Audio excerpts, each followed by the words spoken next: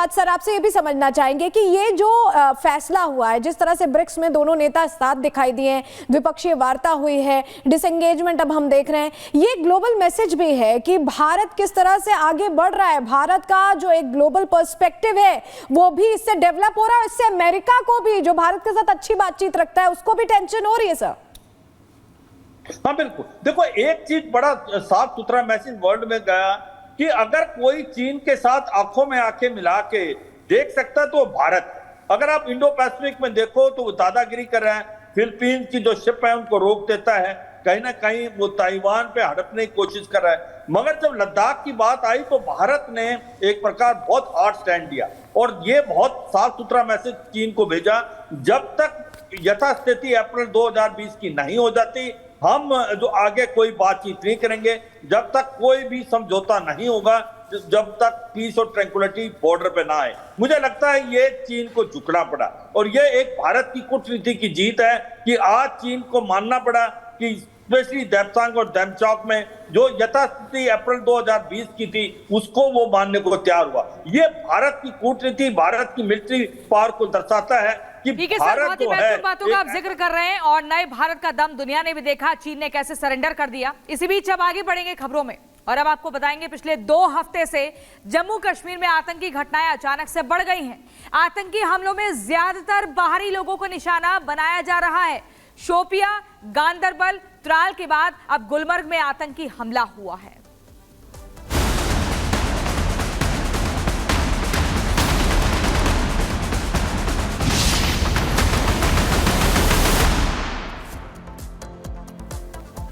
नापाक हमला चाहिए बदला। जी हां, जम्मू कश्मीर में आतंकियों ने एक बार फिर से आतंकी हमला करके सबसे बड़ी गलती कर दी है। आतंकियों ने गुलमर्ग में भारतीय सेना की गाड़ी पर गोलियां बरसाकर 2 जवानों को शहीद कर दिया, लेकिन आतंकी ये भूल गए कि ये उनकी जिंदगी की आखिरी गलती होगी। इस गलती के बाद अब वो तो क्या, सरहद पार पाकिस्तान में बैठे उनके आका भी नहीं बच पाएंगे।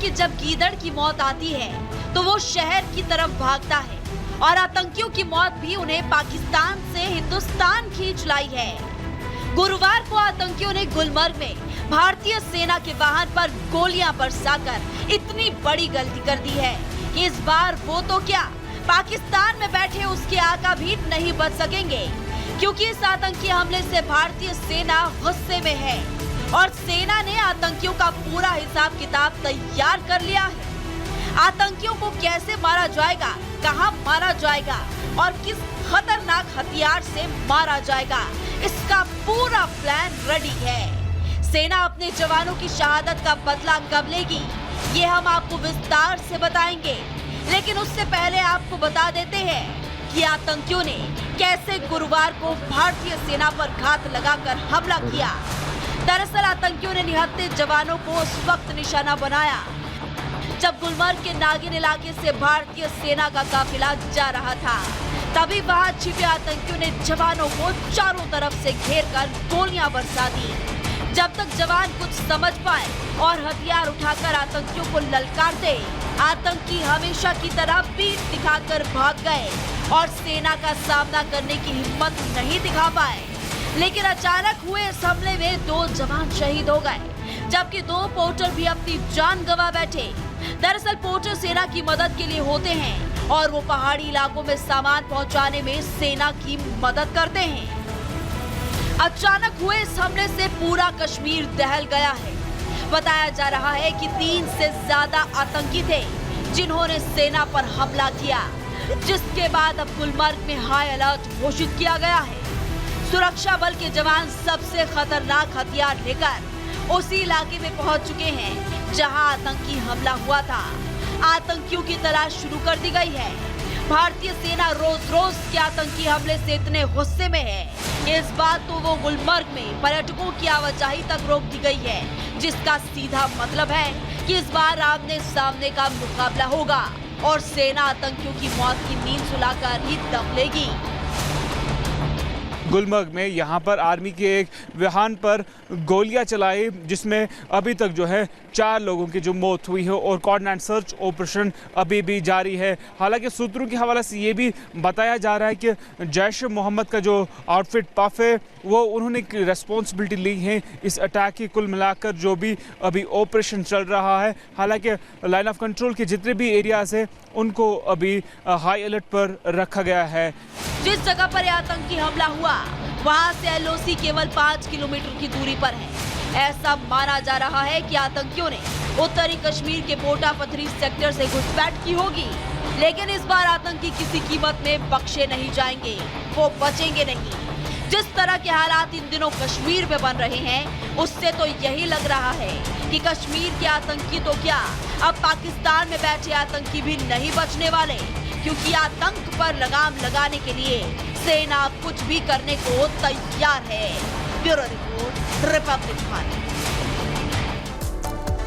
और जम्मू कश्मीर में सिर उठाते आतंकी, इससे पहले कई बार अटैक्स किए गए हैं।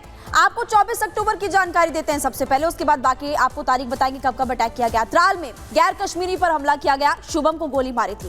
फिर 20 अक्टूबर 2024 की जानकारी आप लीजिए, गांदरबल में आतंकी हमला हुआ, उसमें 7 लोगों की जान चली गई। 18 अक्टूबर 2024 को शोपिया में टारगेट किलिंग की गई, बिहार के मजदूर को गोली मारी गई। 16 अक्टूबर 2024 नौशेरा में आतंकियों से मुठभेड़ हुई, 4 जवान शहीद हुए, एक पुलिसकर्मी की मौत भी हो गई। 8 जुलाई 2024 को कठुआ में सेना की गाड़ी पर हमला हुआ और 5 जवान शहीद हुए। 9 जून 2024 को रियासी में तीर्थ यात्रियों की बस पर हमला हुआ था, जिसमें 9 लोगों की आतंकी हमले में जान चली गई थी। यहां से आपको सीधे ग्राउंड पर ले चलते गुरसिमरन के पास। गुरसिमरन, आप उस वक्त वहां पर है, किस तरह से सर्च ऑपरेशन चलाया जा रहा है ये बताइए, और क्योंकि घने जंगल है, किस तरह की परेशानियां सुरक्षा बलों को भी आ रही है ये भी बताइए।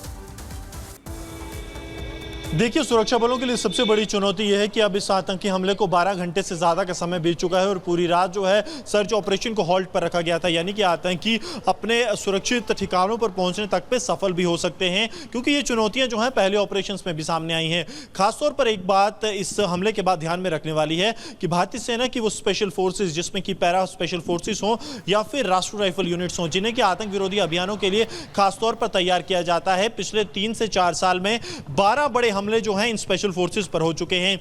चाहे जम्मू कश्मीर के राजौरी पुंछ की बात की जाए, रियासी की बात की जाए, या फिर बात की जाए दक्षिण कश्मीर से उत्तरी कश्मीर की, हर एक जगह स्पेशल फोर्सेस को पाकिस्तानी आतंकी निशाना बना रहे हैं, क्योंकि उन्हें पता है कि यही फोर्सेस जो हैं उनके मौत का काल बनती हैं। और खासतौर पर अब क्योंकि आज इस मामले की जांच की जा रही है, राष्ट्रीय जांच एजेंसी की टीम कुछ ही समय में देर दोपहर जो है मौके पर पहुंचेगी। राष्ट्रीय जांच एजेंसी पहले ही गांदरबल आतंकी हमले में जो है जांच कर रही है, आधिकारिक तौर पर जांच उन्हें नहीं मिली है, लेकिन उनकी तरफ से एक पैरेलल जांच शुरू कर दी गई और अब वो जो है गुलमर्ग में भी आज दोपहर पहुंचे। बिल्कुल, जो जैसा कि आप बता रहे हैं गुरसिमरन, अब जांच को और तेज किया गया है, हर पहलू को खंगाला जा रहा है, समझने की कोशिश की जा रही है। बहुत शुक्रिया आपका जुड़ने के लिए और तमाम महत्वपूर्ण जानकारियां देने के लिए। इस बीच चलिए 4 तस्वीरें आपको दिखाते हैं किस तरह से अलग अलग वारदातों को अलग अलग दिन अंजाम दिया गया है। लगातार यहां पर देखिए शोपिया, 18 अक्टूबर की तस्वीर आप देख रहे हैं, जहां आतंकी गैर कश्मीरी की यहां पर हत्या कर चुके थे, और 20 अक्टूबर की भी तस्वीर आपको दिखा रहे हैं गांदरबल में, जब आतंकियों ने 7 लोगों की हत्या कर दी। 24 अक्टूबर को आतंकियों ने त्राल में उत्तर प्रदेश के रहने वाले मजदूर पर हमला बोल दिया, हमले में मजदूर घायल हो गए। 24 अक्टूबर को ही रात में गुलमर्ग में आतंकियों ने सेना की गाड़ी को निशाना बनाया है। कल रात की यह घटना है जिसमें 2 जवान शहीद हो गए हैं। तो लगातार ये घटनाएं सामने आ रही हैं, 4 तस्वीरें भी हम आपको दिखा रहे हैं, और स्पेशल फोर्सेस को निशाना बनाया जा रहा है, जैसा कि गुरसिमरन भी बता रहे थे, क्योंकि लगातार ऑपरेशंस चल रहे हैं जम्मू कश्मीर में।